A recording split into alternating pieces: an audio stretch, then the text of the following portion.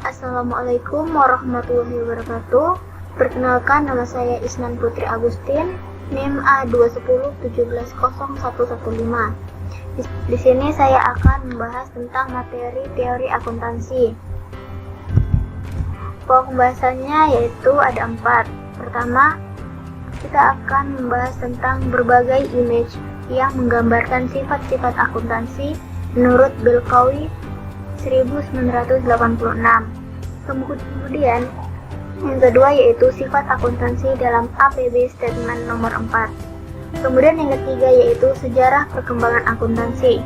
Kemudian yang terakhir yaitu sejarah lahirnya praktik akuntansi dalam kehidupan manusia.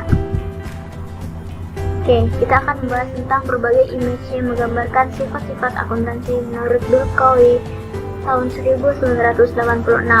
Yang pertama yaitu akuntansi sebagai bahasa.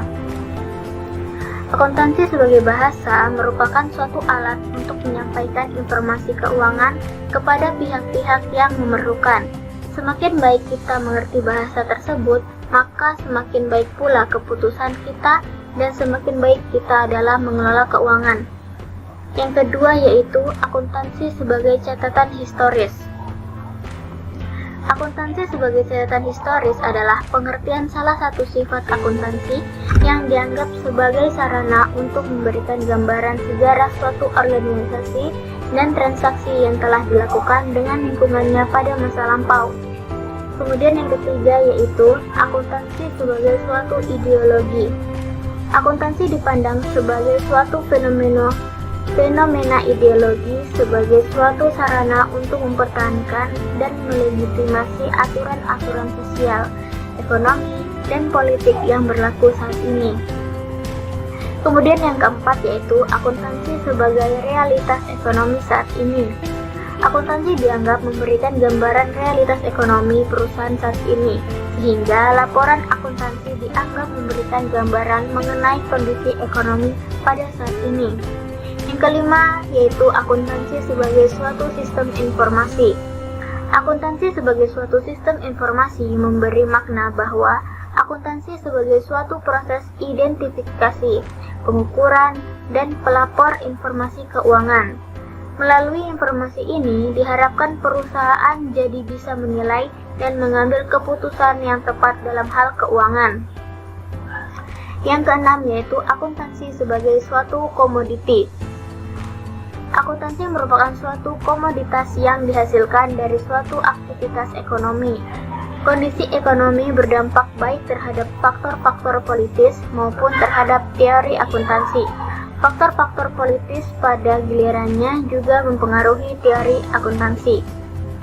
Kemudian yang ketujuh yaitu akuntansi sebagai pertanggungjawaban.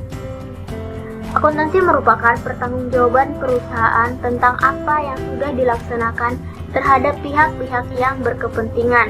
Dengan adanya akuntansi, maka sumber daya yang dikelola oleh suatu entitas dapat dengan mudah diketahui dan ditelusuri arus masuk dan arus keluarnya.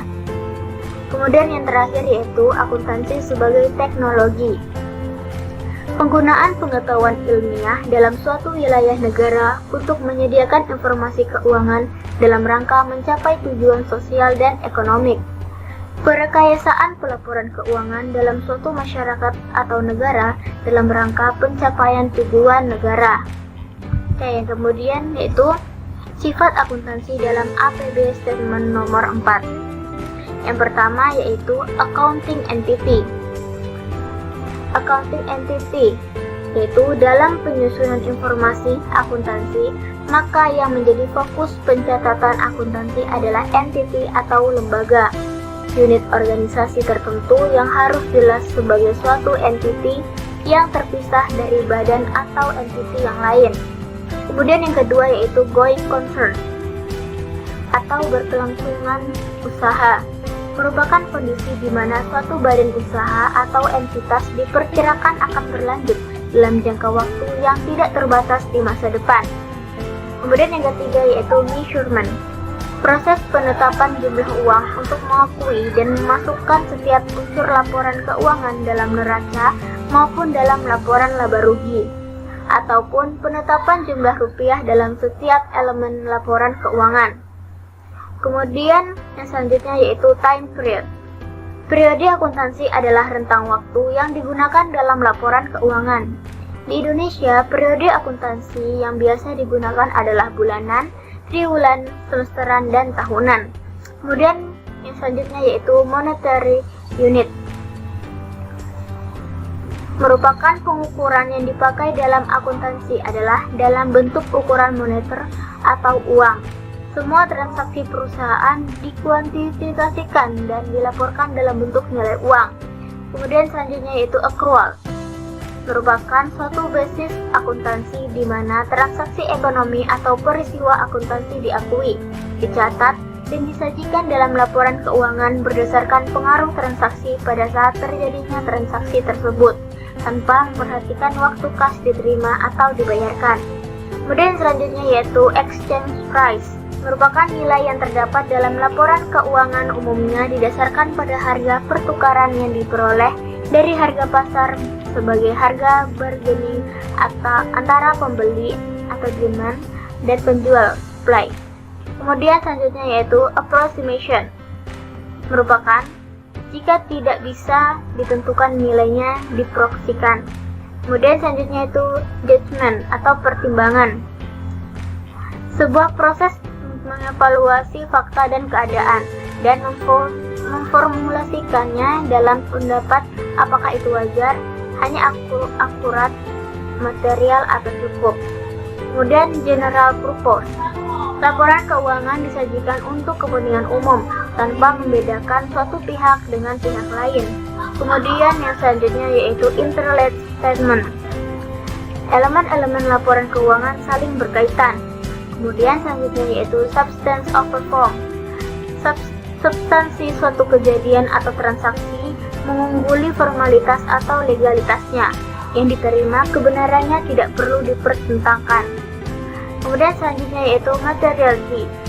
Prinsip dalam akuntansi bahwa item yang relatif penting dalam pengambilan keputusan harus dimasukkan dalam laporan keuangan.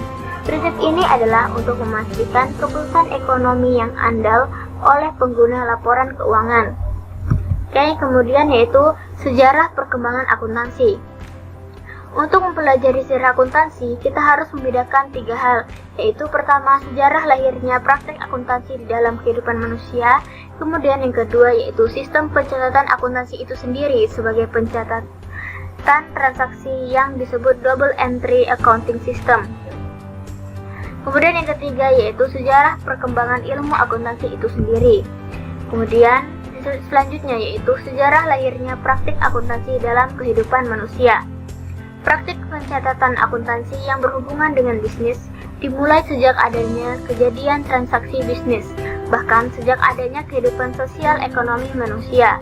Hal ini terbukti dari berbagai penemuan-penemuan seperti dikemukakan Ernest Stepeley dalam artikel Accounting in Ancient Times, The Accounting Historians Journal Volume 12 nomor 1 tahun 1985. Oke, terima kasih. Demikian yang dapat saya sampaikan. Apabila ada salah kata, saya mohon maaf. Wabillahi taufiq wal hidayah. Wassalamualaikum warahmatullahi wabarakatuh.